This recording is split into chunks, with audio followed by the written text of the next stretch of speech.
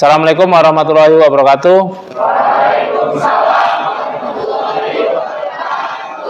Selamat pagi. Terima kasih pada para mahasiswa yang sudah hadir pada pertemuan kali ini. Apa kabar semuanya? Baik, terima kasih. Kita awali perkuliahan hari ini dengan berdoa. Berdoa dipersilahkan.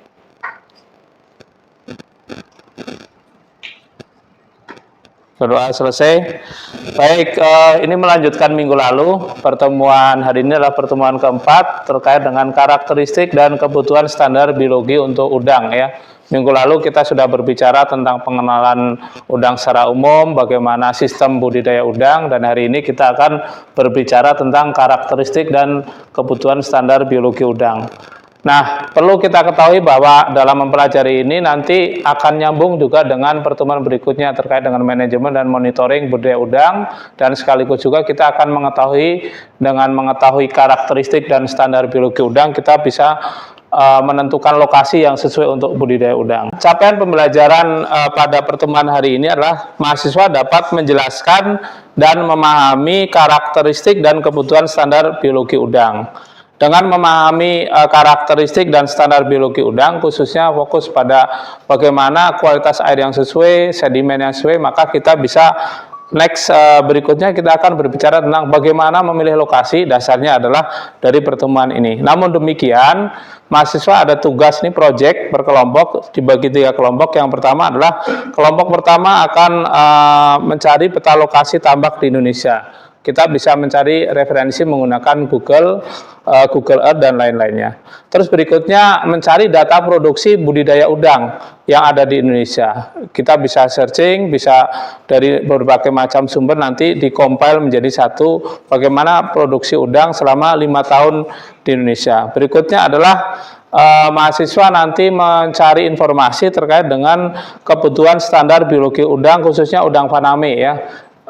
Yang sampai saat ini paling banyak dibudidayakan di Indonesia.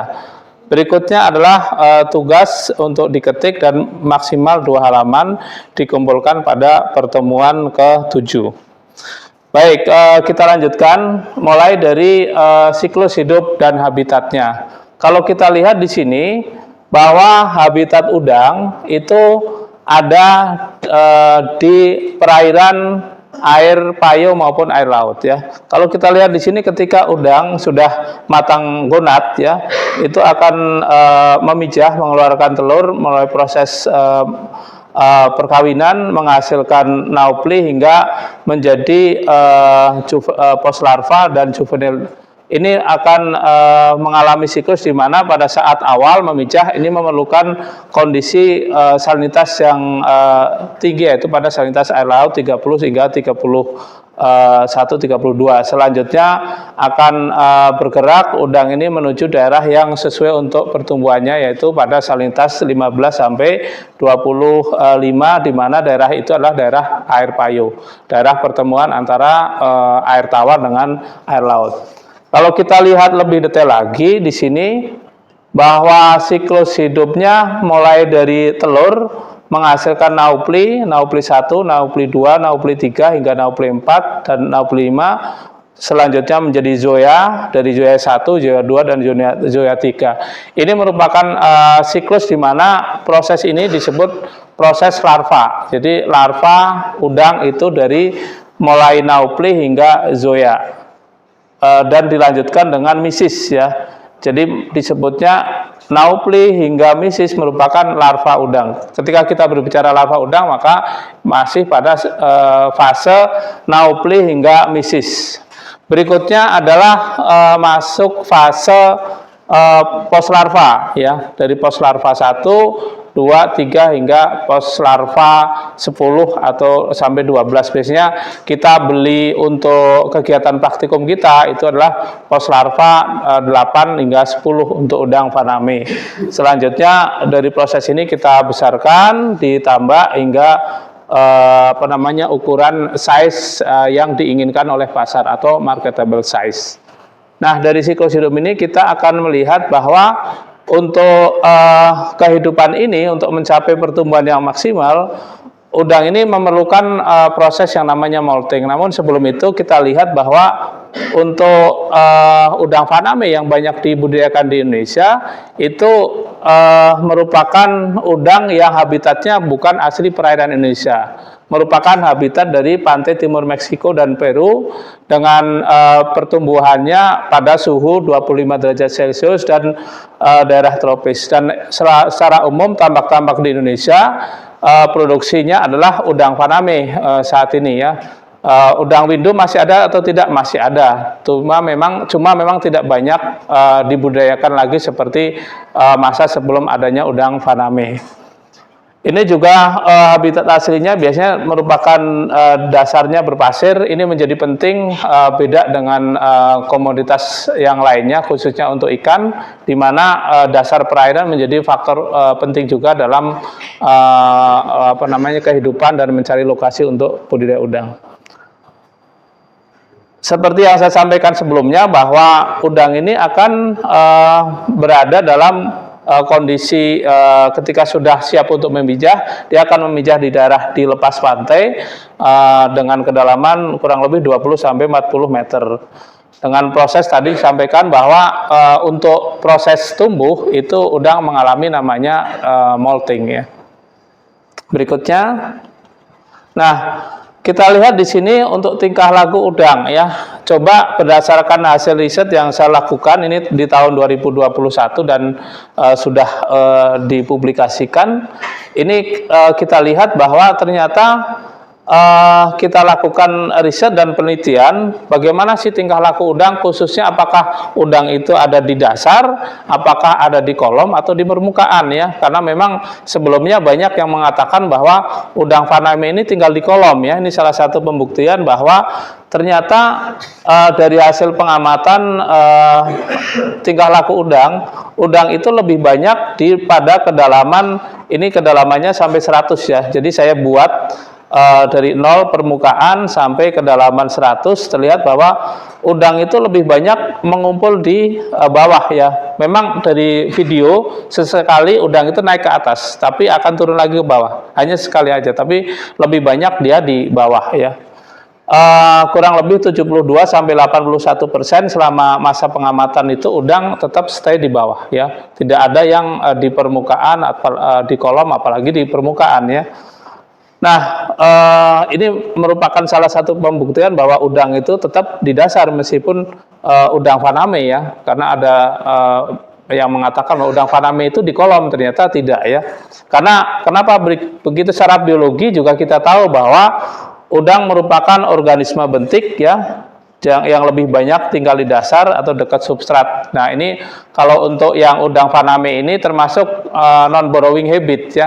Kalau udang windu itu burrowing habit, artinya dia untuk tinggal dia menggali dasar, atau misalkan ada di tanah atau yang bisa digali atau pasir, dia akan mencoba menggali dan coba memendamkan ya. Nanti kalau ada juga di salah satu buku menunjukkan bahwa udang ini terlihat kalau dasarnya bagus berpasir, terutama redox potensialnya positif, dia cenderung ke bawah ya, memendamkan diri ya.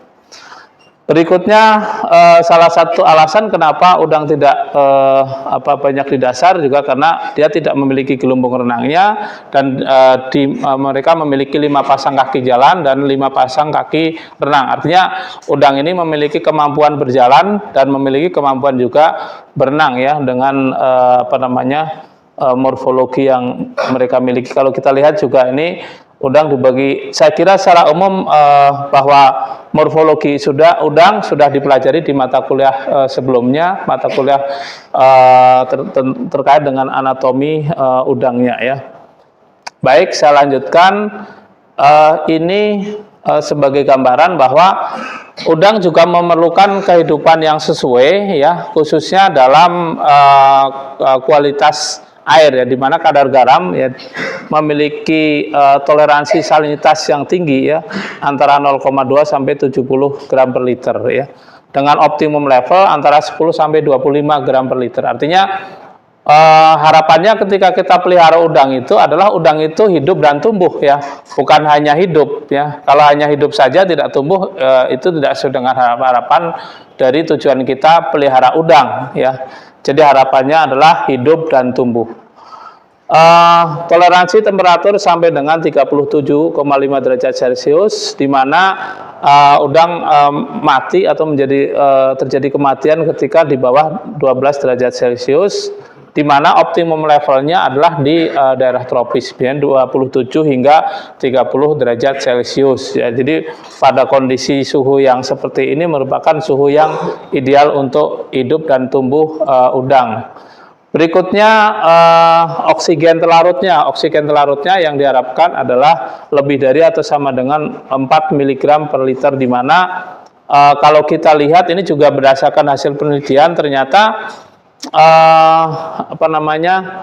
udang itu berdasarkan hasil penelitian sebelumnya, udang itu banyak di dasar, dan kita coba lakukan pengukuran juga bagaimana sih profil oksigen telarut di berbagai kedalaman ya. Bersama dengan penelitian sebelumnya terlihat bahwa oksigen telarut itu semakin ke bawah, semakin kedalaman juga semakin sedikit, di mana memang di sini ada udangnya, ada populasi udangnya, di mana udangnya sedikit, udangnya lebih banyak di dasar. Kalau kita lihat juga di sini bahwa dengan adanya perlakuan yang kita lakukan, kita coba nih NS itu non substrat ya, kita kasih substrat dengan tanah dengan nilai redox potensial 100, kita kasih tanah dengan nilai redox potensial minus 115 mV dan redox potensial minus 210 ya. Berikutnya juga kita coba hitung bagaimana sih oksigen konsumsi yang diperlukan oleh udang. Kita dari hasil ini kita bisa tahu bahwa ternyata udang itu memerlukan oksigen 0,33 gram oksigen per kilogram per jam ya. Jadi memerlukan oksigen sejumlah ini, di mana kalau dasarnya memiliki redox potensial tertentu, ternyata semakin minus redox potensialnya, berarti dia reduktif, dia ternyata mengambil oksigen yang disebut dengan sedimen oksigen demand. Jadi kebutuhan oksigen untuk sedimen tersebut, ternyata sedimen juga mengambil oksigen yang cukup besar, sehingga ini menjadi hal yang penting untuk kita lihat ketika kita mencari lokasi khususnya untuk budidaya udang ya. Faktor dasar sangat menentukan. Seperti dalam buku karangan Shigeru Ueno dengan judul Shrimp Culture in Japan, beliau mencoba mencari di mana sebaran udangnya. Ternyata udang itu lebih banyak menyebar di area-area yang nilai dasarnya, redox potensialnya adalah positif ya. Yang negatif tidak tersebar. Seperti halnya kalau misalkan ditambak, di mana ada sentral drainase, ternyata di daerah sentral drainase di mana banyak sedimen itu tidak banyak ditemukan udang di situ. Udang lebih mengumpul di daerah area-area yang memang bersih, tidak banyak sedimen di bawahnya. Berikutnya pH yang optimum ya. pH yang optimum untuk kehidupan udang antara 7,5 sampai 8,2 ya. 7,5 sampai 8,2. Amonia kurang dari 0,1 mg per liter, di mana ketika amonianya cukup tinggi, sebagai contoh di sini pada amonia 0,45 mg per liter, ini akan menyebabkan penurunan pertumbuhan dari udang hingga 50% ya. Berikutnya parameter yang penting lagi yang harus kita lihat untuk kehidupan udang ya, sebagai standar bahwa hidrogen sulfidanya H2S ini optimumnya ini cukup sensitif ya. Berarti ini H2S biasanya ada di sedimen seperti gambaran seperti ini yang ada di menurut Hargrava et al. Tahun 2008, di mana H2S itu lebih banyak terbentuk pada kondisi dasar yang reduktif atau kekurangan oksigen ya. SO2 menjadi H2S ya. Terus berikutnya harus dilihat juga bagaimana redox potensial. Ternyata ini menjadi faktor yang sangat penting untuk udang ya, dibandingkan untuk ikan ya. Di mana redox potensial yang diharapkan adalah dalam kondisi oksidatif, di mana Phenojavonicus itu optimum pada redox potensial kurang lebih 50 mV ya. Kalau kita lihat di sini, ini sudah disampaikan sebelumnya di slide sebelumnya, hanya mengulang saja, mengulas kelihatan bahwa ketika redox potensialnya negatif, ini ada juga oksigen yang kita sediakan mestinya untuk ikan atau untuk udang, dalam hal ini misalkan kita pelihara udang, itu menjadi diambil juga oleh sedimen ya, sehingga ketika kita membuat menambahkan kincir, menambahkan untuk blower atau untuk sebagai aerasi, aerator, itu perlu mempertimbangkan bagaimana redox potensial dari sedimen yang ada di tambak itu untuk budidaya udang ya. Baik, saya lanjutkan. Nah, ini ternyata dengan kondisi sedimen tadi ya, sedimen yang saya sampaikan tadi, ini menjadi penting karena apa? Ternyata kondisi sedimen yang oksidatif maupun reduktif ini sangat berpengaruh pada sistem pertahanan dari udang ya, sistem imun dari udang. Kalau kita lihat di sini, ini berdasarkan hasil riset tahun 2016 yang tim kami lakukan, termasuk kelihatan bahwa pada kondisi semakin reduktif ya, ini semakin reduktif di mana redox potensialnya minus 206. Ini ketika udang diberi uji tantang menggunakan white spot syndrome virus, menunjukkan bahwa tingkat kematiannya tinggi nih, tingkat mortalitasnya paling tinggi dibandingkan kontrol. Ini kontrol, ini tidak ada kematian sampai hari ke-7 ya. Jadi dikasih perlakuan menggunakan virus white spot syndrome virus ya. Terus berikutnya juga ini kita coba kombinasikan dengan kepadatan ya. Terlihatan bahwa increasing stocking density sampai dengan 120 udang per meter persegi dapat menurunkan imunitas udang terhadap WSSV yang kita berikan ya. Jadi dari sini kita lihat bahwa nantinya ini akan kembali kepada pertemuan berikutnya. Jadi ketika kita sudah tahu bahwa bagaimana sih udang itu memerlukan kondisi kualitas air yang sesuai ya. Jadi ketika kita mencari lokasi untuk budidaya udang, khususnya kita melihat dari parameter kualitas air maupun kualitas dasar sedimennya, ini menjadi perhatian yang sangat penting, khususnya dalam contoh nih, kita mencari lokasi ya, lokasi untuk budidaya udang. Kualitas airnya harusnya sesuai dengan apa yang udang butuhkan ya, bukan berdasarkan apa yang manusia butuhkan. Tapi yang pertama adalah karena kita untuk budidaya udang, berarti apa sih yang diminta oleh udang untuk satu kualitas airnya, yang kedua kualitas dasarnya ya. Karena apa? Nanti sebagai salah satunya adalah di mana kualitas airnya paling bagus, titik kualitas air yang bagus itu sebagai area untuk input untuk mengambil air ya, intake water ya. Jadi mengambil air untuk kegiatan budidaya udang. Nah, nanti kita akan bahas lebih lanjut pada topik pertemuan berikutnya, di mana salah satu dasar penentuan lokasi adalah dari bagaimana karakteristik udang, bagaimana kebutuhan standar hidup udang terkait dengan kualitas air maupun kualitas dasar tambaknya. Kita mulai dari desk study, mengambil foto udara, data pasar. Makanya tadi salah satu tugasnya adalah Anda coba lihat di mana ada area-area atau ada daerah-daerah produksi udang ya. Nanti kita menjadi dasar juga pada pertemuan-pertemuan berikutnya ya. Nanti topik ini terkait dengan mencari lokasi akan dibahas lebih lanjut pada pertemuan berikutnya ya. Baik, kesimpulan pada pertemuan hari ini adalah bahwa udang merupakan organisme bentik dari hasil referensi maupun berdasarkan hasil riset yang dilakukan ya.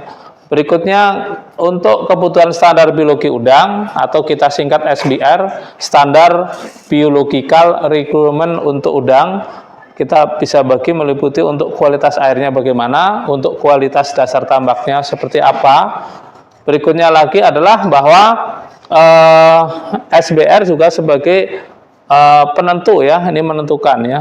Jadi ini lokasinya sesuai atau tidak untuk kehidupan udang ya. Ini untuk secara umum bahwa kesimpulan perkuliahan pertemuan hari ini, pertemuan keempat adalah bisa kita simpulkan seperti ini ya. Jadi karakteristiknya seperti udang seperti itu. Nah, berikutnya adalah silakan mahasiswa bisa bertanya untuk sesi tanya jawab. Nah, ini coba saya lebih banyak menggali ya, barangkali ada mahasiswa yang akan menanyakan, silahkan. Baik Pak, saya Nugraha Yusuf Afriarno, izin bertanya Pak.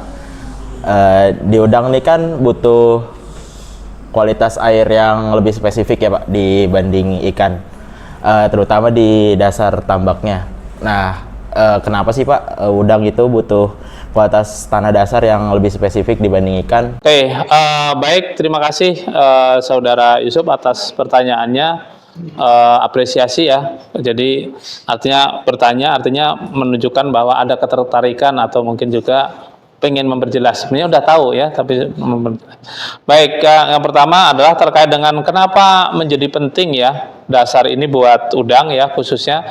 Karena apa? Karena tadi dari data yang awal kita lihat bahwa udang ternyata dia bentik organisme ya. Artinya lebih banyak tinggal atau menetap di dasar dan ya dekat-dekat dasar ya, sehingga kualitas dasar ini sangat penting ya. Beda dengan ikan. Kalau ikan lebih banyak tinggalnya di kolom karena memiliki gelembung renang dan cenderung ke atas, sehingga kontak dengan dasar relatif tidak sebanyak kalau dengan udang ya. Sehingga karakteristik dasar juga menjadi penting. Salah satu yang sering dipertimbangkan adalah kondisi redox potensial, di mana ketika redox potensialnya dalam kondisi reduktif, artinya oksigennya sedikit, dan biasanya yang timbul adalah di situ ada banyak H2S dan seterusnya dari proses dekomposisi protein dari proses budidaya yang ada dilakukan selama produksi udang misalkan.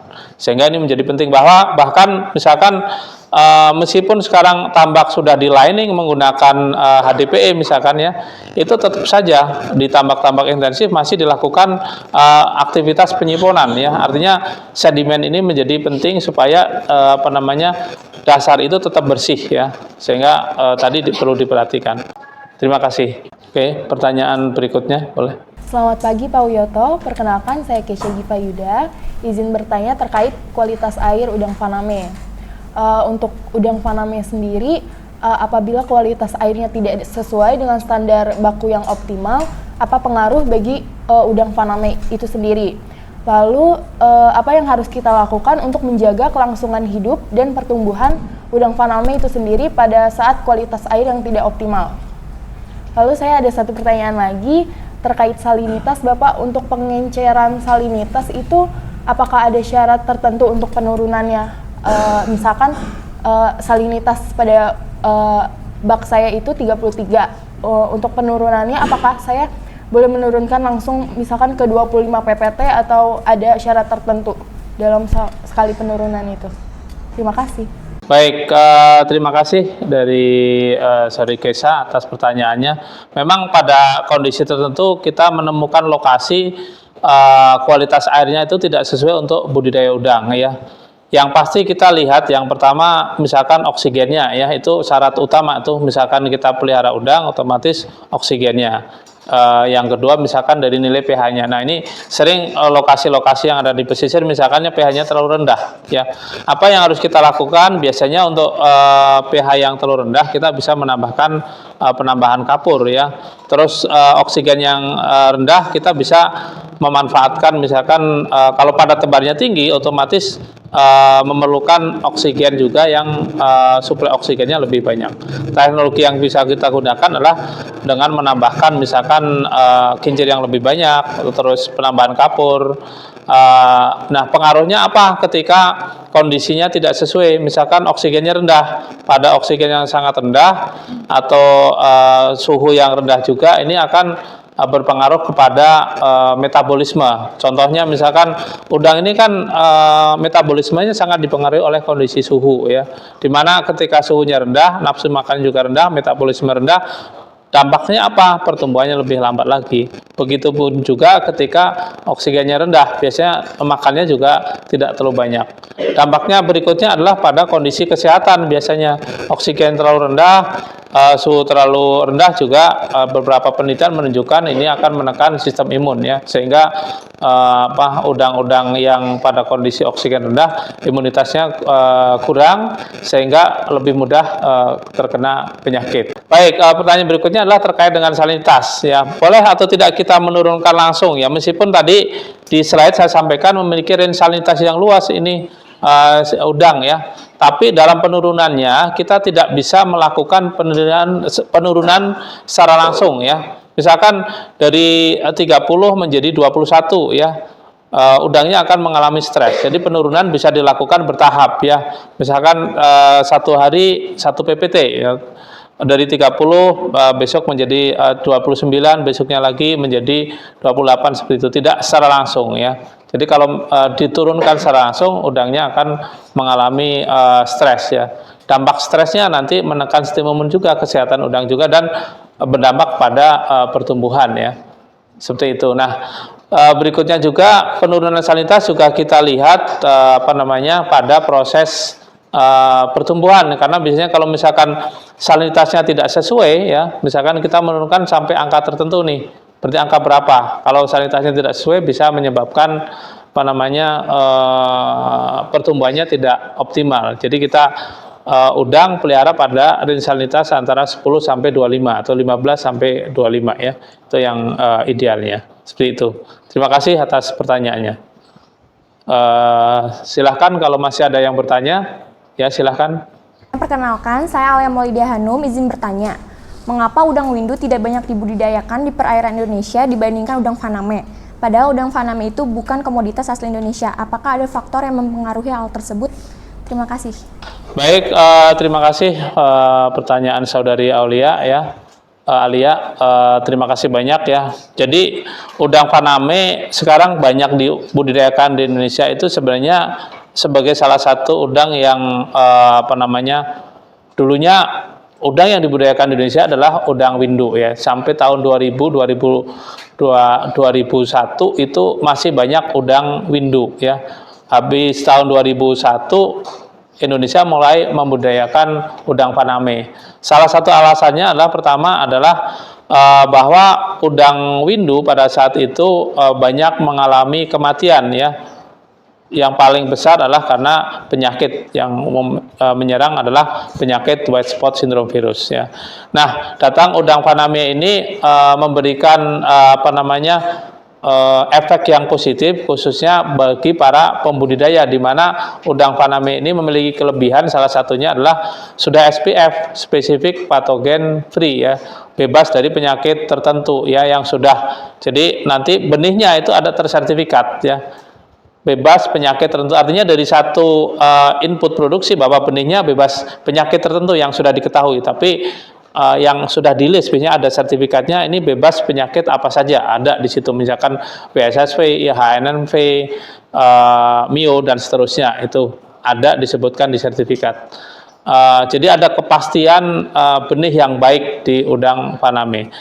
Terus yang kedua juga udang windu karena banyak terserang penyakit dan tidak bisa diproduksi pada tebar yang tinggi, beda dengan udang faname. Udang faname bisa diproduksi pada tebar 100, 200 bahkan pada level yang lebih tinggi lagi, yaitu supra intensif. Itu bisa dilakukan untuk komoditas udang faname. Secara umum juga kalau kita hitung ya, produktivitas per hektarnya udang windu mungkin hanya 4 sampai 6 ton per hektarnya. Kalau udang faname bisa mencapai 20 hingga 60 ton ya. Jadi luar biasa ya produktivitasnya. Jadi secara usaha juga lebih menjanjikan di udang faname dibandingkan udang windu untuk saat ini. Ya meskipun secara komoditas bahwa udang windu adalah komoditas Indonesia ya. Mungkin suatu saat nanti kita bisa kembali lagi ke udang windu dengan kondisi yang lebih baik lagi. Baik, saya kira itu karena waktu juga. Terima kasih banyak atas perhatiannya dari para mahasiswa untuk pertemuan hari ini. Sampai ketemu lagi di pertemuan berikutnya. Saya tutup. Assalamualaikum warahmatullahi wabarakatuh. Selamat pagi ya. Terima kasih. Oke.